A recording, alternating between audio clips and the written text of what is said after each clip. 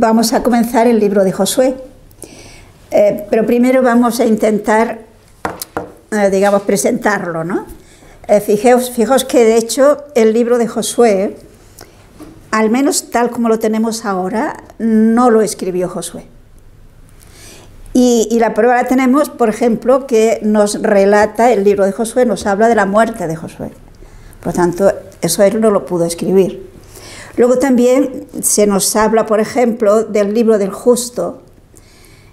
Y en ese libro del justo, puesto que sale en otros lugares, se habla de Jonatán y de Saúl, y esos son muy posteriores. Luego también se habla de las aldeas de Jair, y Jair es uno de los jueces menores. Quiero decir con esto que hay alusión a hechos históricamente muy posteriores. Por lo tanto, este libro, tal como lo tenemos, evidentemente no pudo ser escrito por Josué. Esto no quiere decir que en tiempo de Josué él escribiera algo y un escritor posterior completa. Tengamos en cuenta que lo mismo que ocurre en el Nuevo Testamento, que primero es la transmisión oral y luego se hace la transmisión, se pone por escrito, digamos, pues en el Antiguo Testamento también ocurre. Entonces, sobre todo, esto yo creo que lo hemos visto también en el Pentateuco, no es un solo autor. Lo importante para nosotros, digamos, como creyentes, es que se trata de un libro inspirado por Dios. Que intervinieran dos escritores o dos autores, o que interviniera uno solo, o que intervinieran a tres o lo que sean, tiene poca importancia. No sé si lo vemos, porque lo importante es que tal como lo tenemos ahora, es palabra de Dios y nos transmite un mensaje de Dios. Y pienso que lo importante es eso, es captar lo que Dios quiere decirnos a través de este libro tal como nos ha llegado a nosotros. También conviene fijarnos un poco quién es este personaje, Josué. Si se acuerdan, ya cuando hemos estado estudiando el Éxodo y el libro de los Números, se habla de las actividades de Josué en tiempo de Moisés. Por ejemplo, podemos ver algunos casos en el libro del Éxodo, en el capítulo 17, los versículos 8 al 14. Amalek vino a Rafidim a atacar a los hijos de Israel, y Moisés dijo a Josué: elige hombres y ataca mañana a Amalek. Yo estaré sobre el vértice de la colina con el cayado de Dios en la mano. Josué hizo lo que le había mandado Moisés y atacó a Amalek. Aarón y Hur subieron con Moisés al vértice de la colina. Mientras Moisés tenía alzada la mano, llevaba Israel la ventaja, y cuando la bajaba prevalecía Amalek. Moisés estaba cansado y sus manos le pesaban. Tomando pues una piedra, la pusieron debajo de él para que se sentara, y al mismo tiempo Aarón y Hur sostenían sus manos, uno de un lado y el otro del otro, y así no se le cansaron las manos hasta la puesta de sol. Y Josué derrotó a Amalek al filo de la espada. Yahvé dijo a Moisés: pon eso por escrito para recuerdo, y di a Josué que yo borraré a Amalek de debajo del cielo. Bueno, no sé si tenemos que leer todo el pasaje, no sé si os acordáis. Recuerden que se trata de un combate digamos, de los amalecitas que atacan a los israelitas y estos se defienden. Al frente de él está Josué. Y es cuando tenemos a Moisés, que junto con Aarón y Hur están en una parte alta y le mantienen los brazos en alto, ¿os acordáis, no? Entonces, quien está al frente de ese ejército que combate a Amalek es Josué. Luego ya vemos que es un joven, pero un joven, digamos, fuerte, un joven profundamente creyente, como veremos, y además en quien Moisés tiene una gran confianza, y que tiene, digamos, una gran cercanía con Moisés, una gran identidad en el sentido ideológico y de fe, ¿no? Por ejemplo, en el Sinaí le acompañará Josué. Podemos verlo en el libro del Éxodo, el capítulo 24, el versículo 13. Y se levantó Moisés con Josué, su ministro, y subieron a la montaña de Dios. Por lo tanto, cuando Moisés sube al Sinaí y está los 40 días orando y ayunando y escribiendo la tabla de la ley, Josué está con él. La primera vez, cuando al bajar rompe las tablas, y la segunda vez, cuando ya se renueva la alianza. Pero es Josué el que acompaña a Moisés. Después también hay otro detalle a tener en cuenta. En el capítulo 33 del mismo libro del Éxodo, el versículo 11. Yahvé hablaba a Moisés cara a cara, como habla un hombre a su amigo. Luego volvía Moisés al campamento, pero su ministro, el joven Josué, hijo de Nun, no se apartaba de la tienda. Luego aquí tenemos una faceta importante a tener en cuenta de esta actividad de Josué durante la vida de Moisés. Y es esa cercanía, repito, con Moisés, pero además es en quien tiene confianza Moisés y se queda guardando el tabernáculo cuando no está Moisés. Todo esto, si nos fijamos, lleva como consecuencia que de parte de Dios es como una invitación a la intimidad con Dios, es como una llamada a la oración. Y lo veremos cuando leamos el libro de Josué, que efectivamente es un hombre de oración y es un hombre de fe. Recordad que entre los que van a inspeccionar la tierra prometida, uno de ellos es Josué. Y es él, junto con Caleb, los únicos que tienen confianza en que deben subir porque Dios está con ellos, y porque si Dios está con ellos y no con los cananeos, podrán conquistarlo, decían, ¿se acuerdan? Como quien se come el pan. Lo tendrían fácil. Y lo tendrían fácil no porque la empresa en sí fuera fácil, sino el argumento que dice Josué es porque Dios está con nosotros y no está con ellos. Por lo tanto, ciertamente Dios nos dará la victoria. Por lo tanto, vemos que es un hombre de fe. Pero hay un detalle curioso, lo podemos ver en el libro de los Números, en el capítulo 11, los versículos 24 al 29. Salió Moisés y transmitió al pueblo lo que había dicho Yahvé, y eligió a los 70 varones de entre los ancianos de Israel, y los puso en derredor del tabernáculo. Descendió Yahvé en la nube y habló a Moisés. Tomando el espíritu que residía en él, lo puso sobre los 70 ancianos, y cuando sobre ellos se posó el espíritu, pusiéronse a profetizar, y no cesaban. Habíanse quedado en el campamento 2 de ellos, uno llamado Eldad y el otro llamado Medad, y también sobre ellos se posó el espíritu. Eran de los nombrados, pero no se presentaron ante el tabernáculo, y se pusieron a profetizar en el campamento.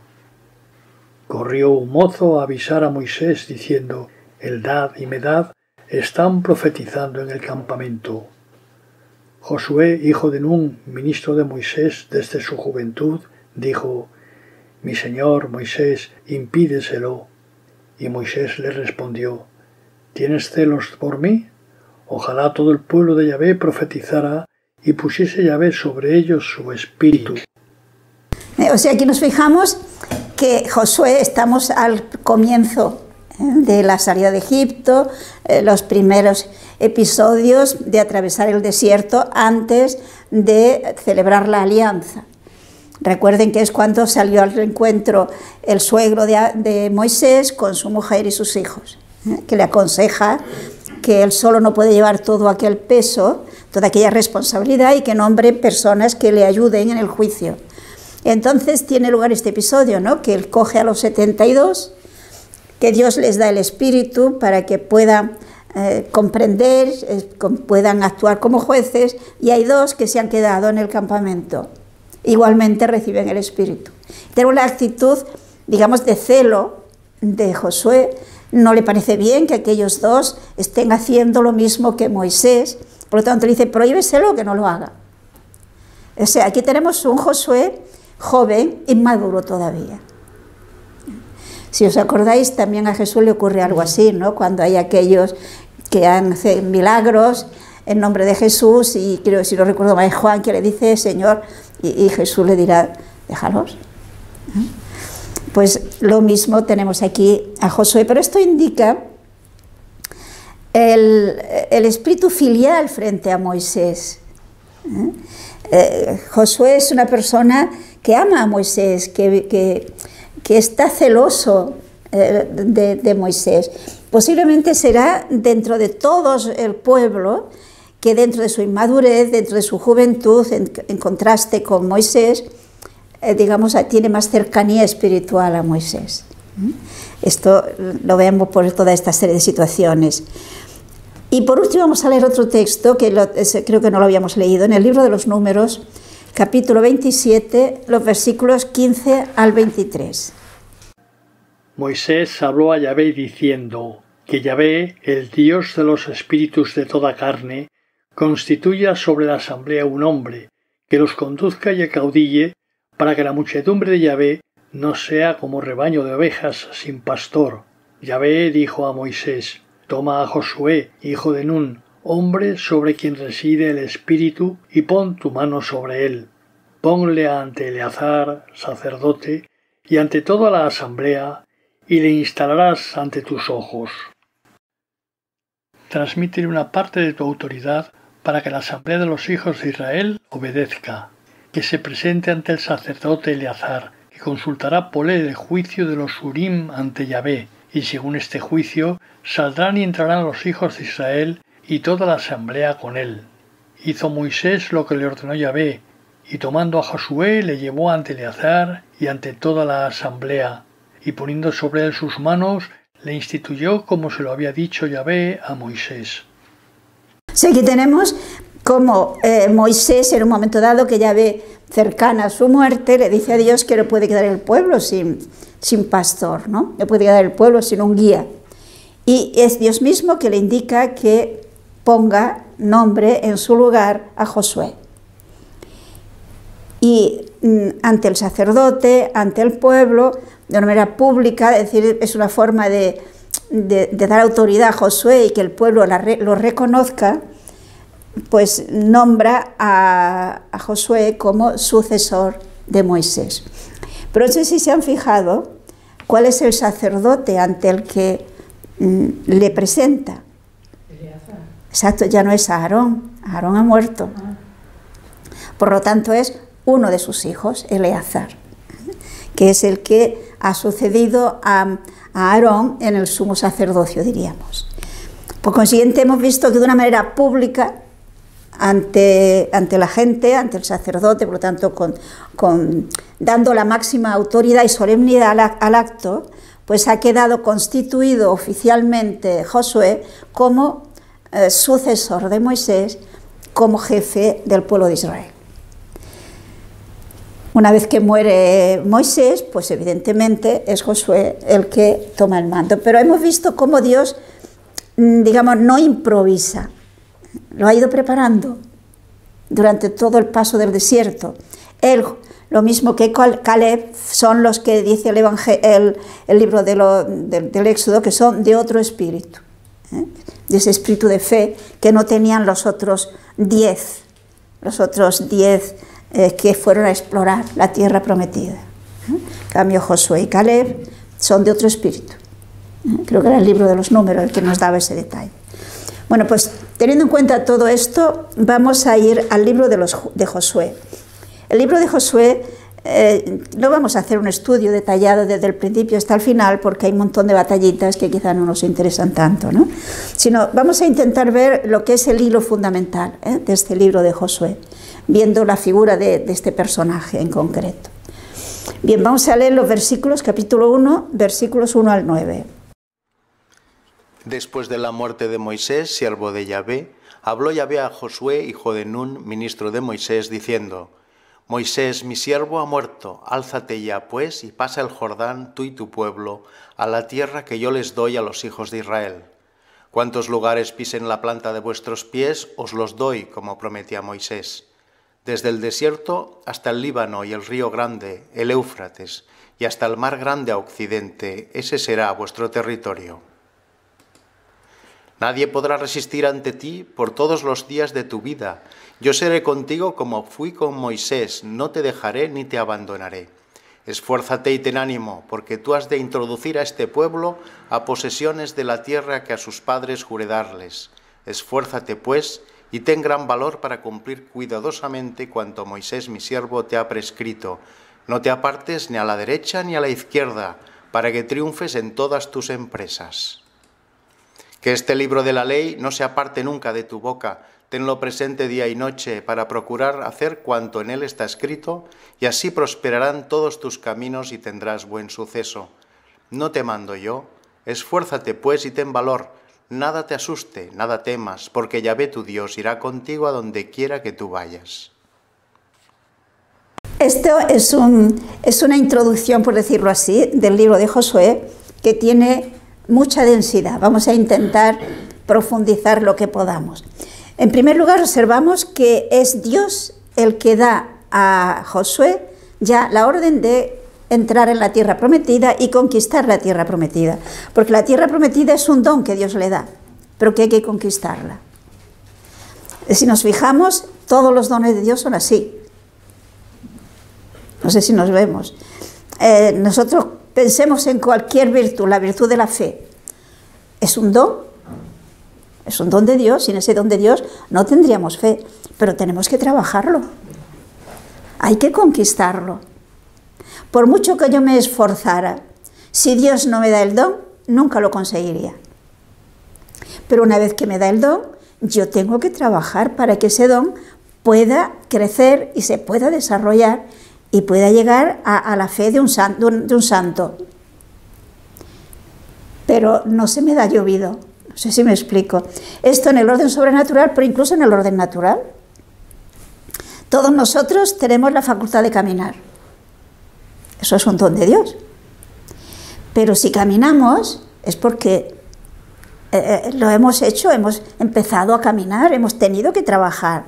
Y el que va muy deprisa y llega a hacer maravillas con sus miembros para caminar o para correr, es porque se ha ejercitado y lo ha desarrollado. Pero sin el don de poder caminar, no lo podría hacer. Bueno, pues esto ocurre en todas las cosas que Dios nos da. Y precisamente esto es una prueba de hasta qué punto Dios nos valora, hasta qué punto Dios nos ama. Quiere que incluso los dones que Él nos da también de alguna manera sean nuestros. Es decir, hemos puesto nuestra parte de esfuerzo, que repito, ese esfuerzo mío, por muy grande que sea, sin el don de Dios no conseguiría nada. Pero Dios quiere que yo me esfuerce. Y esto es, como vemos, lo que Dios dice a Josué. Le dice de una manera clara que Dios le va a dar la tierra prometida. Y le dice incluso desde dónde hasta dónde. Como vemos, la tierra prometida tenía unas dimensiones que ciertamente no tiene hoy día. Desde el Líbano hasta el mar, etc., ¿no? Pero le dice que Dios se la va a dar, pero él tiene que esforzarse. Y si nos fijamos, le da una serie de condiciones que se requieren para que efectivamente Dios le pueda dar este don. ¿Y cuáles son estas condiciones? Que podríamos decir son para todos los dones de Dios. Primera condición, ha de esforzarse.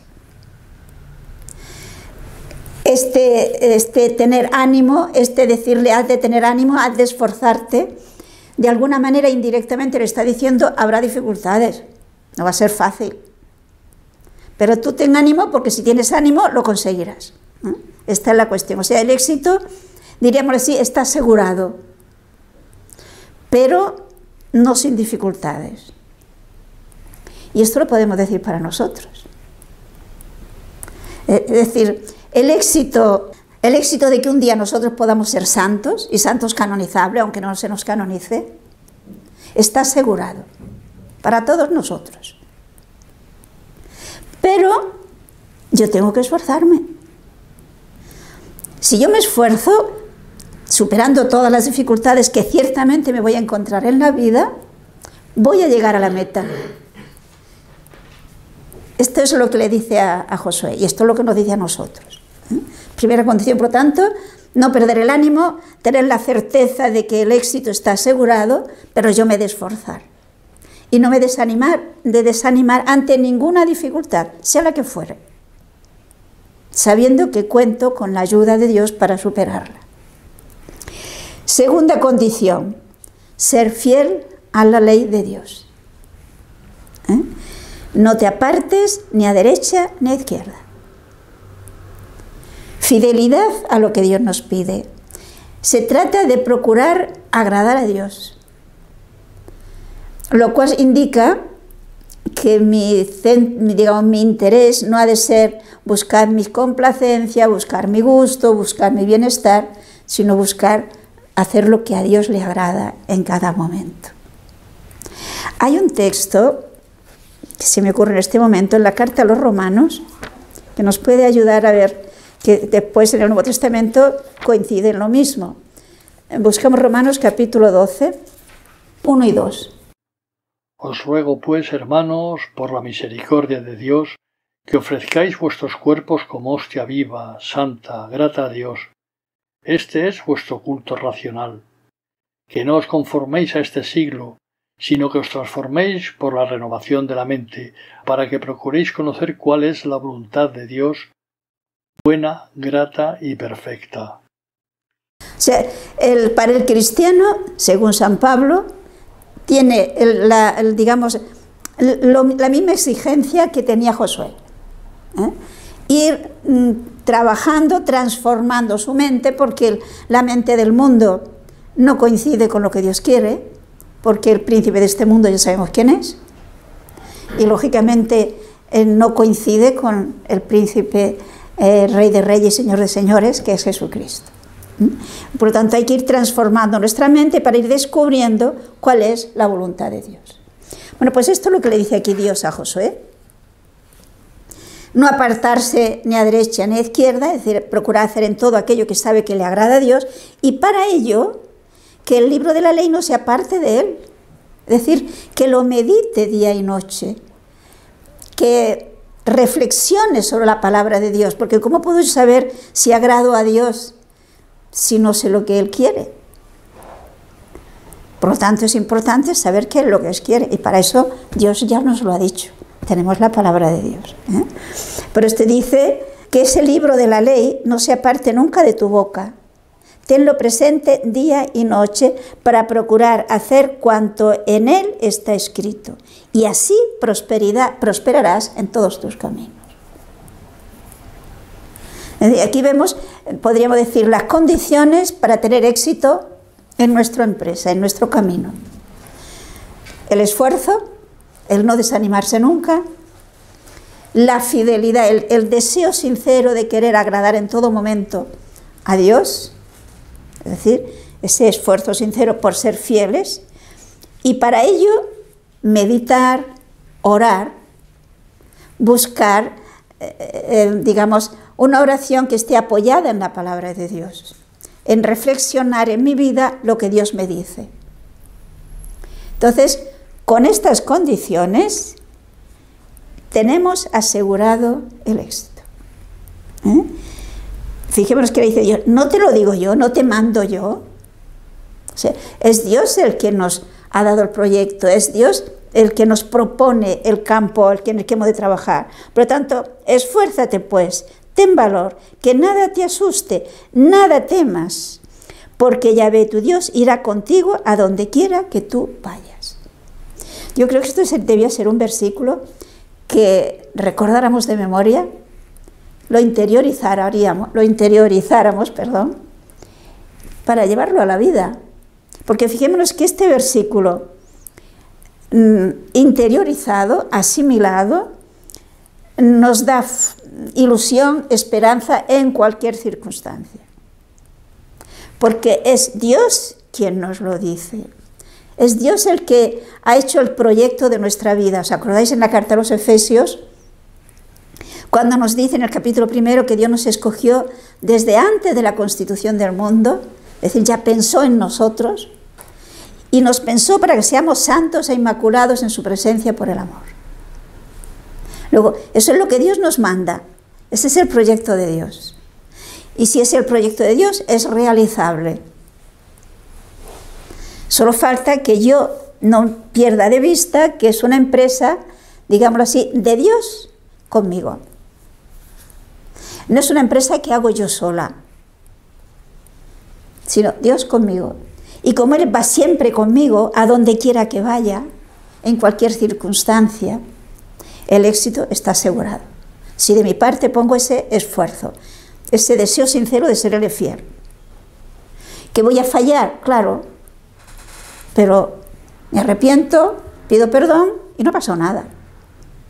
El problema está cuando yo peco, caigo y pienso, es que yo soy así, ¿qué vamos a hacer? Ya no hay remedio. Entonces sí que, ¿qué es lo que me falta? Ese primero, ten ánimo, hay que superarlo. Las caídas no hacen daño si enseguida me levanto. Me hacen daño si me quedo tendido en el suelo. Bien, pues con digamos, este empuje, esta certeza de Josué, que fijémonos que esta certeza, sin duda alguna, Josué no la ha adquirido en solamente aquel momento en el que tenía ya que dar el paso, sino que se ha ido preparando durante todos aquellos años. Pensemos las horas que Josué se pasó junto al tabernáculo mientras estaba vigilando. Eran momentos de soledad, de silencio y de cercanía de Dios, cercanía del arca de la alianza. No tenemos, yo creo que no hay que imaginarse mucho que él haría muchos ratos de oración, muchos ratos de diálogo con Dios. Y todo eso va preparándonos. Va preparándonos para luego, en el momento en que Dios, digámoslo así, nos manifiesta una cosa especial, la veamos. Sin oración, yo diría que es imposible que una persona pueda ser santa. Y es imposible que una persona pueda ser equilibrada, incluso humanamente hablando. La oración la necesitamos para nuestro equilibrio psicológico y humano. Porque solo Dios puede darnos esa seguridad y esa firmeza. O sea, ya hemos visto la preparación previa de Josué. Entonces, con estas pautas, que yo diría, tenemos tiempo para reflexionar toda una semana, ¿no? Estas pautas que le ha dado Dios a Josué para tener éxito en la conquista de la tierra prometida, y nos puede servir a nosotros para tener éxito en la conquista de nuestra vida, ¿no?